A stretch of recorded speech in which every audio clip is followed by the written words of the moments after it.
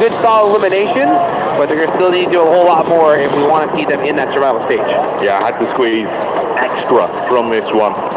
That's why you were saying good isn't enough anymore. For them, it's not going to bail them out. Dopeness, though. The Dope duo looking to clash versus Ida.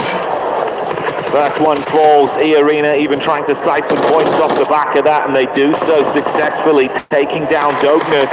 Hyunbin falls. Razy now loses his footing on the rocks.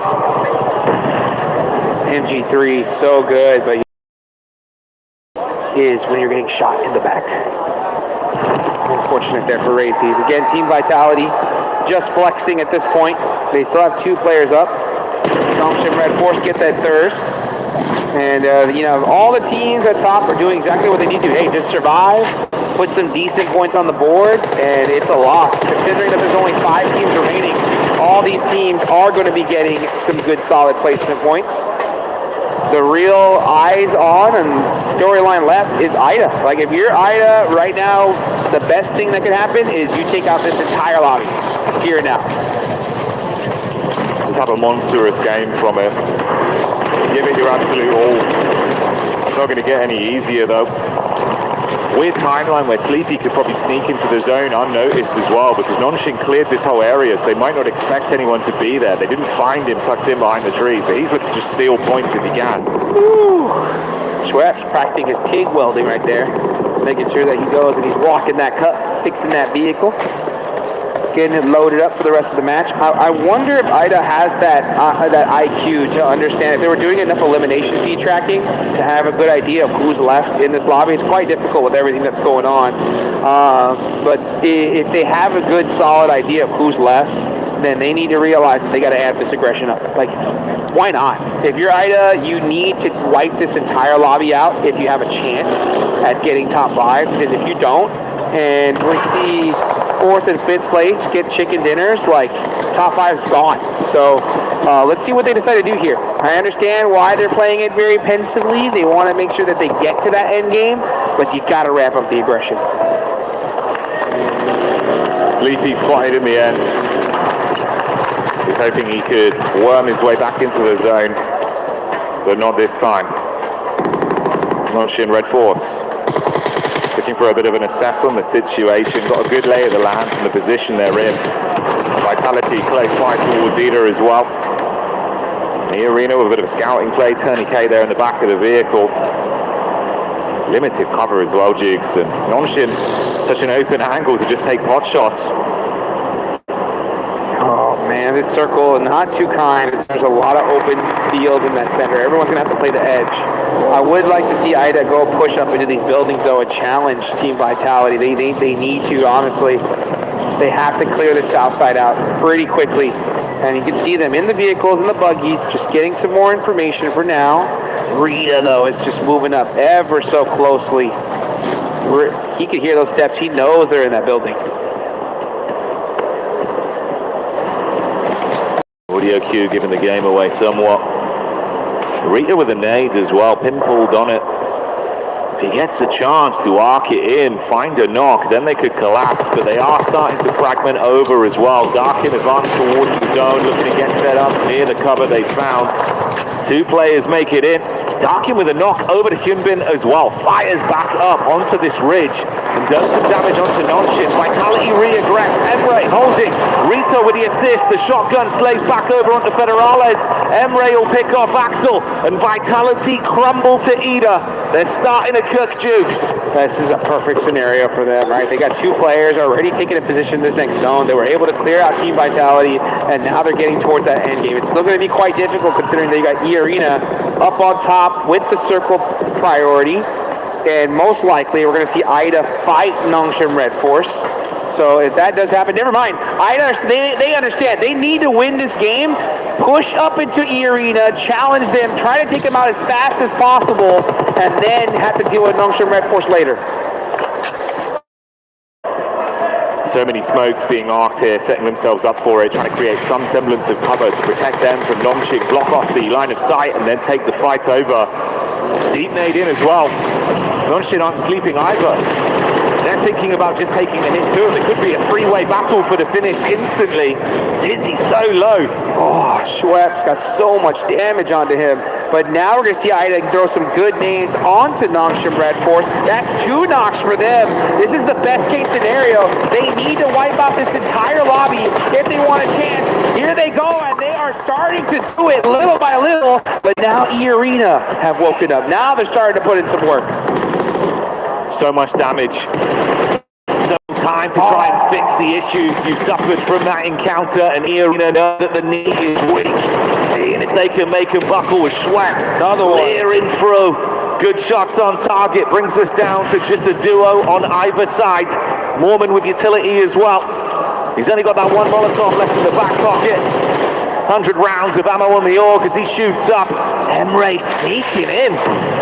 That one hurt. Unfortunately, that was his second to last name. Ooh, that volley. Mighty close.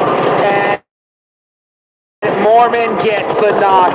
Single player up left. It's Schweppes and Mormon versus the final player from Ida. Darkin. Can he somehow find a way to follow through and win this 1v2 peak? Oh, it's good! That's huge. Schweppes falls. They've got the revive off in the meantime. Mormon primes the nade. Tony K tucks in behind the wall. Nade misses. Darkin peaks. That's on target. Good shot. Follow up there. HG takes him away as Tony K falls. Mormon closes the gap in the shotgun standoff, but will he win it? No! Are you kidding me? What a finish! It's Ida! Getting it done in the 1v3! Played it to perfection, Jukes. Woo! Let's go! They go for the res and gets the engage off, wins the 1v1, isolates it with a nade, finishes him off, up close, sweating bullets with the shotgun, shuts it down and gets the dinner. DBS behind the tree, using that shotgun whip technology, saying, you know what, I'm gonna shoot that shot before you can even see me, and goodbye. I mean, this was perfect case scenario. Literally, this is what they needed to do if they want a shot at the finals, and they did it the hardest way possible. That was not easy. Look at the shot. Ooh. Ooh. Bye-bye. The quick taps on it. Fast fingers. The brilliant decision making with how he approached it in what was a chaotic moment. Milliseconds of decision making. Sometimes you just gotta clutch it up. You know, you just gotta make a play if you want to keep your team in this tournament. And it's plays like that that are momentum shifters, right? It's one of those plays so big, so massive, that it gets your team so dang hyped that you just become an unstoppable force for it, right? So they got it in that game, and yeah, you can see that. You want to gain some faith in your squad? You want your team to believe in you? That is how you do it, and that is a kiss well deserved. There was no buckshot in that shotgun, Jigs. It was all slugs. He just uppercutted the whole lobby. Made a play. That was one of the plays of the tournament so far. I mean, 1v3 to win the game, and if this squad makes it into the finals, that was it right there, guys. That is the play that made that possible. From feeling like it was becoming an impossibility to really just dialing in and immediately, like you say, locking in, knowing the game plan, understanding we have to fight. And they were so proactive that entire time. Yep. And that's the thing, though, guys, right, is you're in a situation where your back's against the wall and you can just look at it and be like, hey, you know what, whatever happens, happens. We're just going to play it out as is. No, like, this is what I love about this year in particular. We're seeing teams, coaches, understand just doing whatever happens isn't going to work. You got to do something different. You got to adapt. You do indeed. And we got to get down to the stage with Kalaris to hear from Godlike. That's right, thank you very much, boys. Here I'm with S-Power once again to talk about that first victory, as well as what was going on in Erangel, but I want to focus on Rondo to start things off. Obviously, you guys had great eliminations to start things off over in Neox, and then from the north side of that circle, you looked very controlled, and then when SUG wrapped around, you looked super controlled against them as well. What was the game like from your perspective? Our perspective was very simple and clear. We'll just play a natural game. We'll play in slow. Basically, we'll play in slow motion. We'll just go with the flow, and we'll try to clear our back as much as we can. And we did it very well. We executed the things very properly. So that's why we could secure the champion, second dinner. Sorry. Looks fantastic. Really did. That's a great start for you guys. If you continue that on, you're basically going to be qualified for the final, so it's looking really good right now.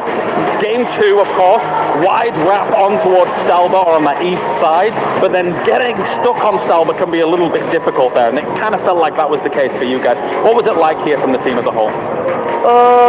We did choke there because we planned something, but we didn't execute that in a proper way. That's what costed us the game, but hopefully we are looking forward to the next matches, and hopefully we'll do better comparatively. Yep. It's looking good for Godlike. Thank you very much for joining me here, S-Power, once again. That is S-Power here down on the stage, looking awesome here on day 2 of Group B.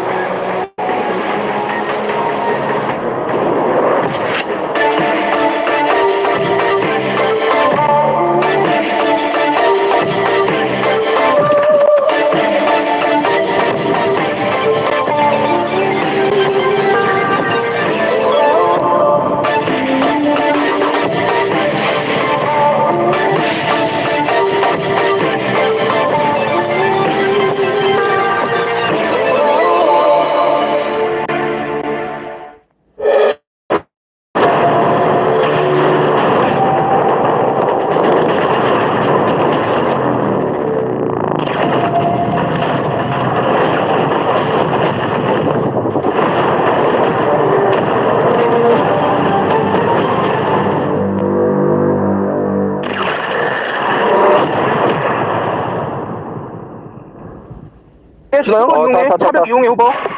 공 왔다. 얘들아 왼쪽 보고 가라. 하고 야구 이제. 나무 중간 나무. 나도 라스. 해단대. 나이스.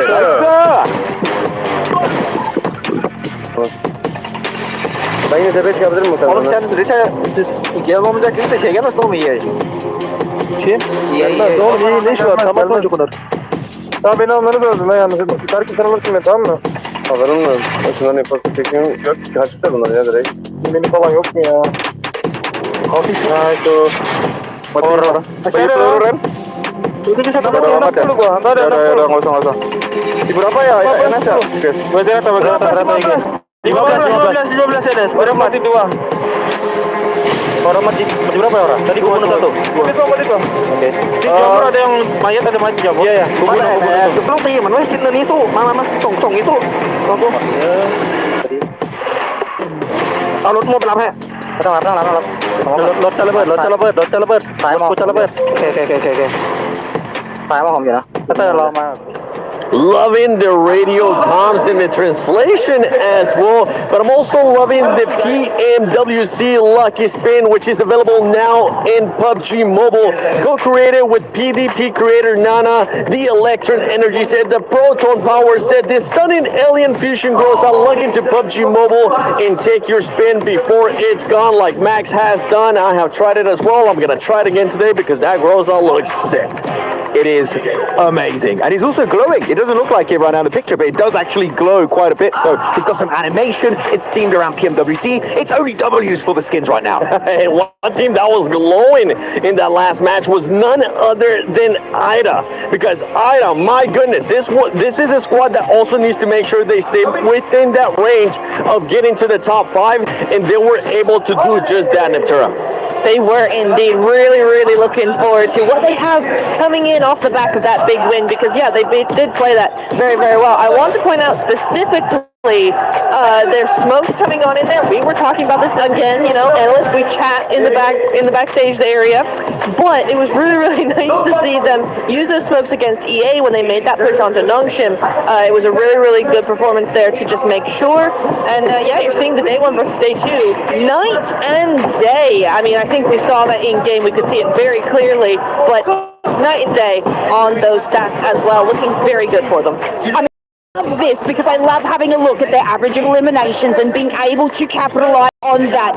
And I want to give them get them whatever food they want, buy them whatever skin they want in PUBG Mobile, because it's insanity that E-Arena lost that much health and utility. Obviously, no popping on the zigzag, but was not prepared for that shotgun at the end. And you know what?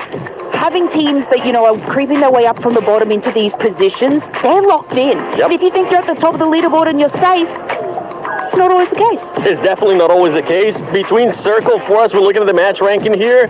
Teams 9 through 13 were eliminated, Max, which leaves a huge opening for those squads towards the bottom, and also for those teams towards the top to just kind of expand that lead. I mean, yeah, because it's so close towards the teams in the middle and especially the bottom of the pack, as you just said here, Seven. And because of that, I was expecting Tiamba to just kind of level up their aggression, which they actually did at the very start. They did go for a crash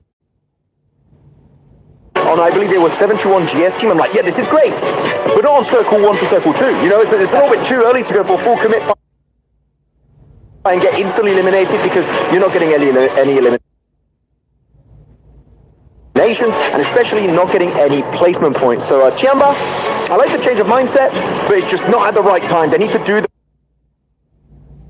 fights when it makes the most sense in these games. Yeah, I mean, 7-2-1 sort of took them down, and that creates like that chain effect at the bottom three, Max, you know? Yes. Giving a little bit of hope to none other than dopeness. They overtook them, put themselves in a good position, got on that north side, didn't scout Nongshim, and, you know, just leaving Kenji and Spigot to sponge some placement. But look, this is how crazy it gets at the lower of the leaderboard. Was look at the top damage dealers here. I was just speechless by what Ida was able to do there at the end, that solo player. He was even celebrated with the kiss on the forehead, just saying, good job, please keep that up. We really need that, because if not, then we're not going to be able to make it to top 5 or even get close. But right now, that squad, with this kind of performances, at least they're putting themselves in that it doesn't really matter area, because they might end up going to survival, which might leave them open to just do whatever the heck they want. Well, that's exactly how you want to be playing, right? You want to make sure you are comfortable, ready to go, and ready to get into the next without too much of an, oh my god, we got to win this game if we want to succeed. But yeah, really, really good stuff coming in from there. Also, shout out to EA in that final play. I do want to say EA actually doing a really, really good job, and I think if it hadn't been for the Ida player, you know, flicking in to get that win, they were isolating Ida really well. They were moving around and trying to control as much of the zone as possible. So shout out to them. It's still a really good game from them. So again, going into the next Erangel, want to see more from them. Yeah, we're now. Shout out to you, E-Arena, right up until the end when you got absolutely smoked by one player with very low HP. One team that has been actually very consistent today, Max, for the first 2 games, which has been a big difference from what we saw yesterday in day 1 for Group B, is none other than Nongshim. Yeah, I was hoping you would ask me about Nongshim Red Force. I love the way they play because they're not an aggressive team early game again, right? They're just trying to get a focus on their position. And especially if you look at this circle finish, western side of Stolber, very northern side. Where do Nongshim Red Force drop? Down in farm split. They go for wide rotation all around the eastern side of Stolber Mountain, get a great entry point, have a 4-man split, just scouting very passively, just getting some information, seeing where all the players are hiding in those bushes, and at the end, when the team's at their weakest, they're involved in a fight, they have to rock up, they take the high ground position and get a ton of eliminations. Sure, it's not a win, but Nongshim Red Force, the macro decision making is just next level. Honestly, come over here, Max. That was just... Oh, no! Camera! He gave me a As little we're looking at the overall ranking for Team Vitality, I mean, they're going to stay up there too. Godlike still performing well. Just let's keep an eye on that gap between Godlike and Esports, because it is currently at 12 points. S2G has been able to perform well. They ended up on a 1v1 with GodL. They did. I mean, I'm on the fence for S2G, honestly, here, Seven. Why? Because they are performing better. Are performing well? I don't really think so. At least not in that game. I think they were way too slow on that. I think they took forever. Once the third party was done, then they took over to actually push Godlike as well, just giving them so much time to defend. I mean, especially they only have 12 placement points over the course of what is now 8 games. That's a very low placement point, and the survival time must be abysmal. S2G, you need to get into those late games. And for this team towards the bottom right now, Lace, I want you to get into your best coaching mentality. How are you going to hype up these teams like Tiamba, ETSH Esports, and Hustler Crew? I will personally head over to Hot Jukes. I will reach down and grab his left shoe. And probably not do much with it because, you know, I might get a complaint. But look, these teams, especially Esh, coming out of that, they had a great position on the high north side. They had about 5 vehicle cover, 7 eliminations, moving on into that zone. And what did they do? EA Arena. They knew that they were there. It's not like they was just kind of did a nice flank onto them, but they're struggling with these positions into late game. If they were to have just defended E Arena from behind, it would have been a different story for them. But the passiveness when it comes just specifically to late games from Team Esh is sad. Yeah, it is sad for them. And for Hustler Crew, honestly, Kalaris, they might need a new pep talk, man.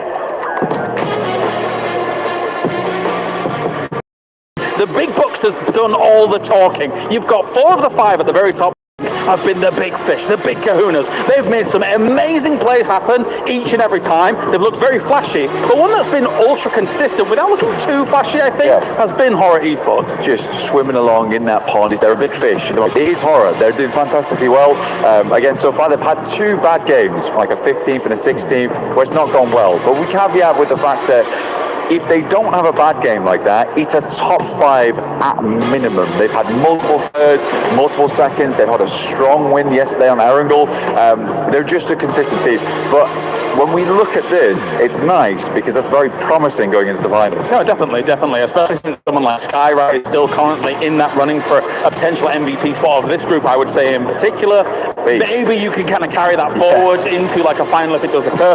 And that said, I feel like the top 5 as a whole, there's a little bit of separation already gathering from the bubble teams just below them. So Horror currently is kind of that boundary. I think that they can stay stalwart in what they've been able to do so far. Good splits and being able to take central positions. And they do control space very well. It's just that actually the very top of this lobby looks so flashy. When those SNAX levels come in, it's difficult to kind of go up against that. When we were memeing earlier on in the day with Vitality, they had a really greedy 4-man split. Yeah, they did. And then we had E-Arena with their 39-point game. But it just, by contrast, Horror's just chugging along. And I don't think we'll see 39 Elim games. We won't see 4-man splits going to the finals. That's the winning strategy right there. All right, well, thank you very much, Blanket. It's time now to send it over to some of the big boys. Once again, on the caster desk, it's more games here at PMWC. Thank you, James. Thank you, Blank. Very excited seeing everyone start to set things up with how it's going here, Dukes. The day, of course, already raging on. 2 of our battlegrounds played out and another spectacular one just on the horizon off the back of what was a monumental clutch. I'm hoping everyone tries to raise the bar of their own individual level to match that. They're going to need you, that's for sure, right? I mean, Ida did exactly what needed to happen to put them in the running, right, for top 5. They're still not there yet. I mean, there's still more to do, but you know what? Hopefully they can do it in style, and you guys can do it in style with that new Young Galacticos Champion Ancient Charm set. See if you can get that thing in game. I saw the players wearing it the other day, and I was like, I want some of that, right? I need some of that in a couple XL. Oh yeah, man. If we can get 2 of those up here. And I mean American couple XL, right? You know, otherwise it's like 5 or 6, you know. I know. Don't worry, we'll get you a tight one that fits nice. We'll get you looking fresh. Fitted, baby. Straight fitted. And I'll tell you what, Ida are looking fitted to put themselves into that top 5. We'll see if that can happen. The rest of these teams in these lobbies need to go absolutely insane. There's only 4 matches left here. Yeah, it's gone by so quick today, especially, right? It feels like we just whizzed through these games. Well, whizzed, probably rather than rizzed. Some of the players have been risen. Oh, yes, they have. Yes, they have. They're looking good, man. As here we go into the second Erangel match here for Group B. Let's see if the zone's going to be finally caught here in this game, right? I think we need at least 1 normal Erangel circle when it comes to this group. Is that what you want? Just 1. All right, watch this. You ready? Yeah. Wait, just wait. When you see the zone, you're going to be blown away. Okay. I'm calling it right now. You had the crystal ball when it came to go, right, before. Let's see if Jackie's got it locked in now. If this thing goes to Zarky, I'm going bananas. Just wait, man. Yeah, just patience. It's all going to be worth it. Trust me, Dukes. It's going to be the most revolutionary zone you've ever seen. Okay. All right. I'm ready. I'm ready for it. I know a lot of these teams are ready for it here. as I'm looking at that top 5. Now that cutoff being 73 points. That is a huge jump down to 7th place. What is that, 24-point difference? That is a chicken dinner minimum just to catch up. And that's if these teams do nothing. Yeah. Okay, so it's looking mighty solidified here. But we've seen crazier things happen, that's for sure. As we're going to see Vitality, out towards military base early, as always. The classic setup from a fair few of our squads. Because the playing path at least has been favourable for them. Without that zone, all right. Could have been way worse. Still gross, though. It could have been way worse, though. That's what I'm saying. But what we're working with here, like 45% water? It's still a nasty circle. I mean, the fact that you have to make that bet, right? Like, you go to the mainland, you go down to military base, you try to hold that bridge just in case the zone goes another direction. Vitality don't care. Like I said, they've done so much. There's only points, so they can do whatever they want, you know? But for teams in the mid-pack, it's not good. It isn't, because this is not one of those circles that's like, oh, I got zone blasted, now I'm going to get 30-point game. Yeah. It's like, we're just going to try to make it to endgame here. You're gambling on it of just like, okay, do we stay there? Do we go back to the mainland? Which one do we pick? We're just going to get stuck on a bridge again? Ugh. I wouldn't even know if I would want a bridge fight. What do you do here? I'm really trying to crunch my brain and think. You know what? I think the best strategy here is to go in game and get the brand new Naruto skin. I think that is what you're going to do first, right? Get that Ninetales Furies. And that way I'll look good, right? Once I'm going and get that skin, then really think, what do I do in this game? As we're going to see Ida get that loot truck from Pachiki. Loot trucks really have changed the game here, the whole meta. They've really allowed a lot of these spots that used to be a little bit rougher when it came to loot now be absolutely stacked. Because I'm thinking, if the coaches had to tell these teams, Jackie, you have to win the game. Yeah. If you want to make it to the finals, it's win the game.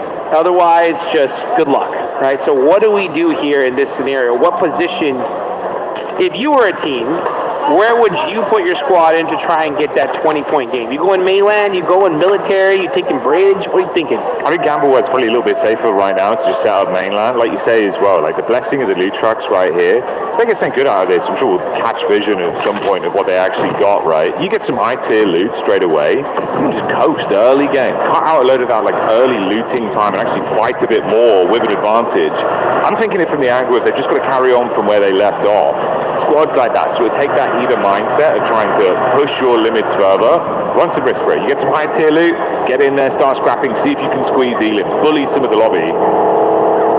You know effectively at this point, like you're kind of middle of the pack, you're not really going to fall that far down. The bottom side's so low, slipping out of survival is going to be hard, so you might as well risk it. You have to, and I think this is the game to risk it. You know, I think that at a certain point, I think here it's all risk, for sure. As we get into the Miramar matches, then it's like, all right, maybe we got to play a little conservative just to make sure we don't fall in the bottom 3 if you're that low. But here's one of those games where you gotta shoot for the moon, right? Try to get that top 3 finish. I think if you're gonna go down a spot, I think you go Ferry Pier, that Ferry Pier hill, right behind the gas station. You take that spot there, it gives you a lot of control of the zone.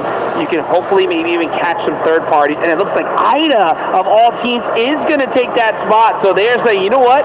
We're one of the squads that definitely could make it a top 5. And I mean, by one, I mean the only one, right? They're the only one really in the run for top 5 here due to that last game, and they're going to control this hill, which I think is an excellent spot in the zone.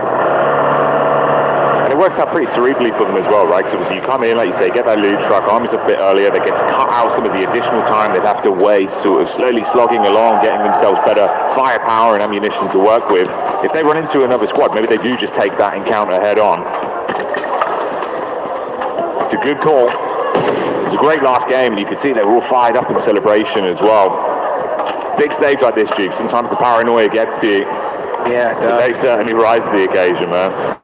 They have risen to the occasion, and they did it in just such insane fashion. A crazy 1v3 to end things up, to get the chicken dinner, the dub, and put them in the running here is so insane. I mean, job's not done yet. I mean, Godlike have been playing phenomenally today. That's going to be a hard one to catch. And we heard it there from the desk, right? Out of all the teams in the top 5, they were talking about Aura just being like, yeah, I mean, they are consistent. They're up there, but out of all the teams, I think they're the ones that's the most shaky right now, at least when it comes to trying to let IDA catch up to them. So I think if you are Aura, if you're any of the teams in top 5, you obviously want to shut that conversation down right here. But with a circle like this, it's not going to be easy, that's for sure.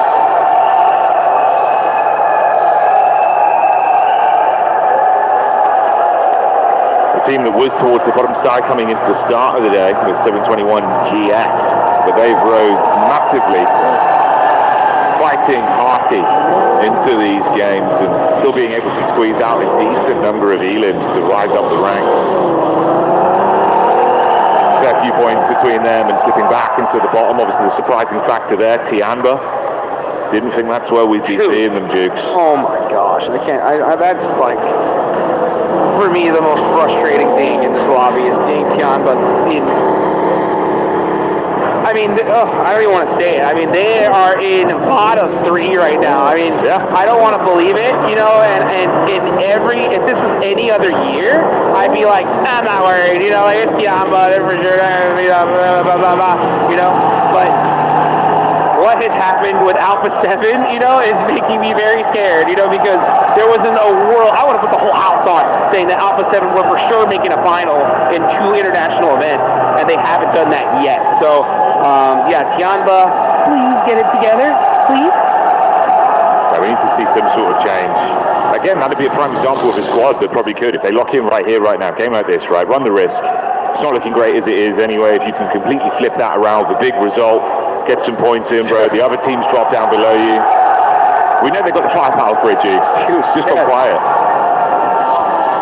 Silly quiet. I mean, for them. आणि बंद केले नाही काय नाही असंच ठेवून घे.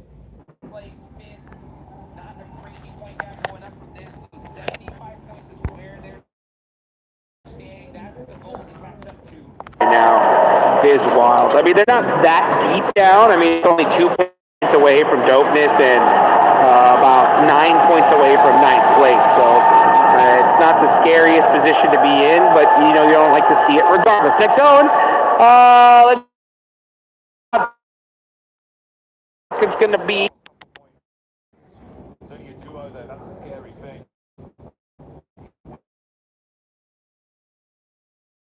Many players to rely on.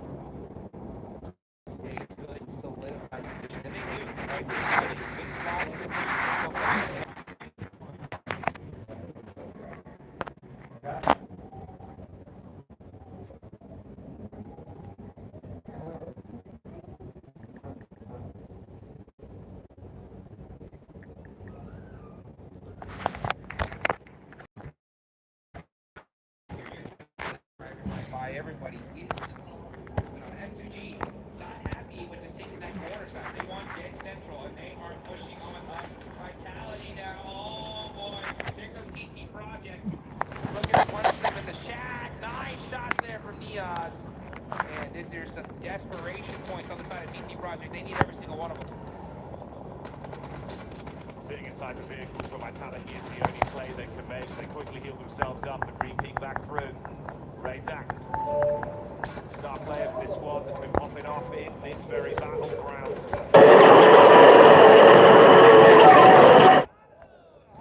Z gets crushed, and Razy finishes it off there. They can block some of this space as well. 3 members, Jukes. How are these guys alive? I don't. This is insane. I mean, this was the worst case scenario for TT Project. Just Team Vitality said, all right, you know what? Yeah, you guys thought that we were just big chilling. No.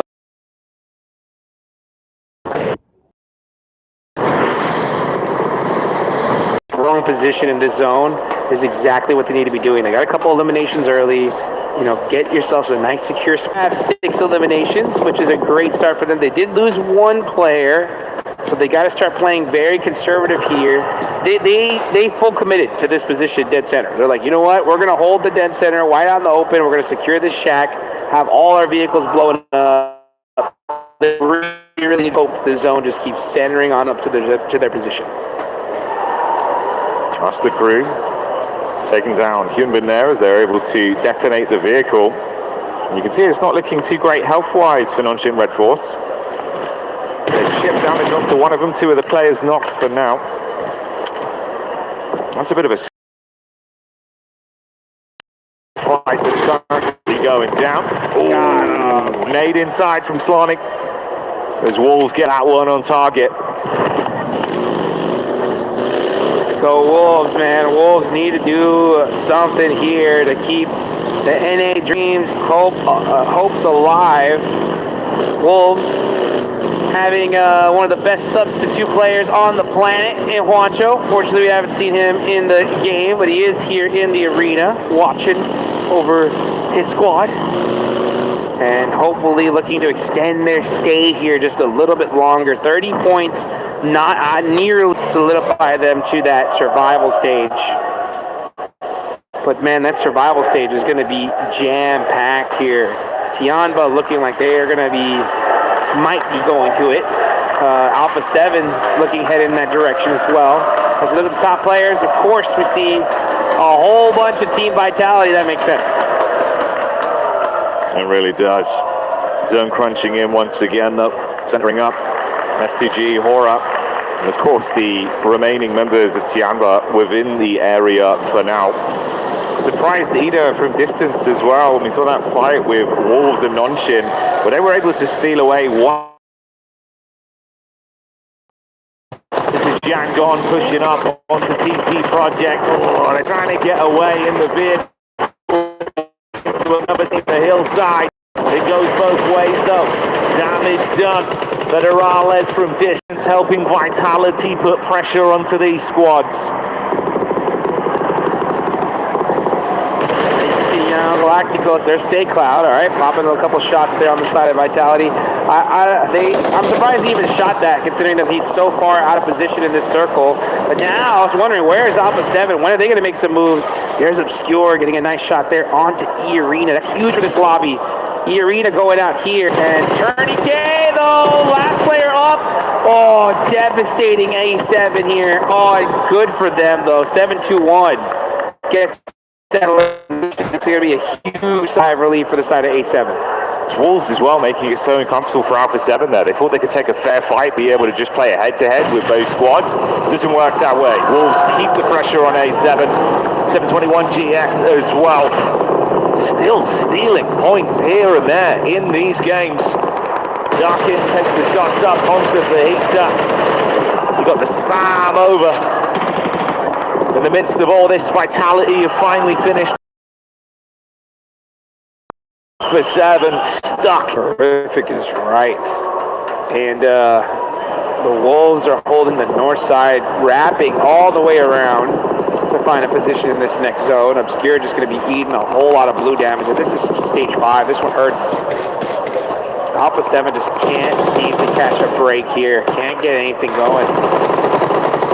And S2G, hard committing to that central spot, is working out so far. And that is, yeah, Obscure's just going to go out the blue. So that's A7. If they want to make it into the top 3, they need to win almost every single game going forward. The really awkward fights they've had here, handling themselves nicely against multiple squads. Slank does finally fall, and he was hitting some big shots. It could be a detriment to the remainder of the Wolves roster. Gangon. Brutal position, bro. They got the smokes, limited cover, hovercraft still there. Now we're going to see Ida. 4 players up. They took the most dominant position in the zone early, and it is working out for them. What's even working out for them more is the fact that Godlike's gone, right? Nongshim Red Force are hurt. E-Arena is out of here. Aura only have 2 players left, so, and those are really the only top 5 that going to be really huge for the side of S2G and Ida. It opens the door. It opens the door for them to make get you into the finals, but you still got to walk through it. Team Vitality, meanwhile, are applying that pressure onto Young on Galactical. It's only Smile and Romeo up left, and they are going to be stuck trying to just snake this one out and make something happen. Nade from Smile being cooked. A few shots over from Tiamba as well, it seems. Doesn't overcommit onto chucking that one, just going to belly crawl back through the weeds and see if he can get into a good spot here. There's the boom. Not enough to connect onto Federales. Information going both ways as well. The hovercraft coming in from Romeo to close the gap. He dives out. Quick reposition from Federales. Now we're going to see Tiamba get eliminated, so they weren't able to put up anything here. Federales looking to go ahead and make a play on a Romeo. Let's see what he can do. Does he have any? Didn't need it! Jump headshot, baby! Through the window, through the wall. That is how you get it done. Incredible. Ida's eyes light up once again. They know their job is not done. Razak takes the heat back over to Ida and puts pressure on them. Razy incredibly low in the distance. They got to go for the pickup play of Rita. They have to tuck in now. Man, Team Vitality, 13 points. Oh, this is tough considering that these are all points everybody else needs. So they are just making this lobby that much harder here, as that's now Nongshim Red Force eliminated. So pretty dud game for our top 5, excluding Team Vitality. And with S2G getting 8, this is a good chance. This is a good opportunity, right, for them to just continue to chug along and do a little good game of catch-up. Yeah, it feels like it's been a bit of a sleeper journey for them today. I mean, 8 Edams still looking like they've got a lot more to give as well. If Ida go down, that's going to be them next in line to really try and take benefit from the games they're having here. Ooh. Ouch. Man. Team Vitality not up here. They have the craziest day ever yesterday.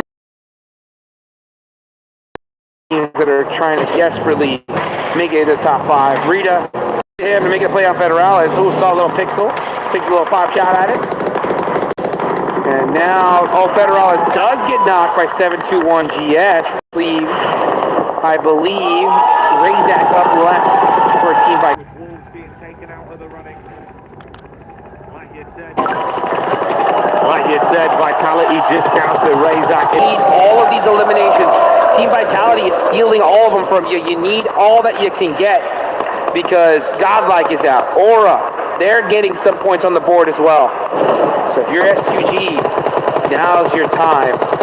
Are you going to make it happen, though? Because Ida is still soaking up points here. Vitality finally fall. They can get back. 721 GX taking a lot of damage as well. This is just... Hey, shout out to 721 GS, though. Great day today, right? Yeah. I mean, they were in the bottom 3 looking down and out, but they put themselves at least in a running for the survival stage. Actually, they're looking pretty good for the survival stage here. Oleko gonna have to make a play for his team. Does get some sightlines on S2G, but Solke able to make it behind that hail bale and take them out. And again, that's another point. One of those knocks goes his way, converted into a point. So still squeezing little bits out of this lobby as we remain with our final 3 squads. Hora down to the 2 players. Ooh, Sky's gonna buckle as well. Instant connection from Emre on the peak up. They're not slowing down, Jukes. They're just getting started. Yeah, now Aura are out. That's the right play. Honestly, both of these teams were like, hey, Aura's that way? Yeah. Let's all focus there first, all right? And then we can deal about it later on because we're the ones trying to get in the top 5. Aura are... Let's see. Oh, Rita. Talk about, hey, we got barber shops here for these players, and Rita just got a haircut. Short back and sides for Rita. Ridiculous, that one didn't connect. Woo-wee. The scope attached for max precision, looking to punch a hole straight through them. As it comes down to two teams that are neck and neck towards each other, the rise we've seen from S2G and Anita that took that chicken dinner previously and have not slowed down. A slight advantage in terms of the battle of... I know we joked about that missed shot, but that was actually a really brutal miss, considering that if he would have hit that, Rita's gone, and there's no way he's getting res. It would have been a 3v2 situation. So, barely missing. That would actually have been a 3v3, would have evened things up here. So, unfortunate for that. Let's see what kind of plays you're going to make. Now, you can see Ida just slowly creeping up, pushing their back against the blue zone, and now with that snake play coming into here, one good nade could shut them down.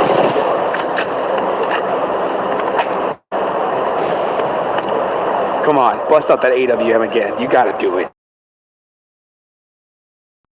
Kind of play could really come in and make something happen. Kamikaze taking some big hits. Emre, look at the reaction time, Jukes. He steps up, absolutely lays down the law, spitting bullets. One by one, they're being removed unless he can save it with a snipe. It's all over, and they're going to run him down. Didn't really do much except for team vitality, right? I mean, it was a non-game for them, and that opened things up. Let's take a look at the team comp and hear what they have to say. Bırak. Yoksa arkadan Amerika araba. Gel beraber devam et. Dur araba sür. Nice oğlum. Nice celebration. They're happy, bro. They know. They've been there before, Jukes, and they're locking it down. Beautiful signs, though. It's the way as well. They actually stole so many Elim points off other teams amidst all that commotion in those fights, right? Anytime there's a third-party angle from distance, we're talking meters. They're hitting shots. Yeah, I mean, these guys, this is what I was talking about in that last game, right? When you have such an insane clutch play, it exudes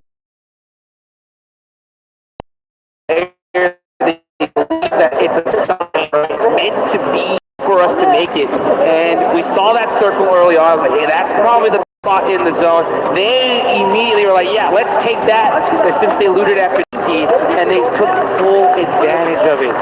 What a clutch play right here. It's to catch up and be able to make it into the finals, and they're looking like they're making it happen. Locked it down. Happy with themselves. And a pathway now. Went from being possibly impossible to now literally a reality. They're right there. Yeah. I mean, but this is what it took. This is what it took out, right? Because it took like 2 back-to-back wins to even make it a chance. They just did it, and good for them that they did it in the first half of the day, right? I mean, there's still 3 more matches left to go. That's plenty of time to really lock things down. But it's going to be interesting to see, right, which team got knocked out of the top 5, right? That is going to be really wild to see. And unfortunately, on the other side of things, right, we didn't see Tianba were able to make it. Yeah, Tianba. So many different narratives that we're looking at here and so much more to discuss. So stick with us when we get back into it.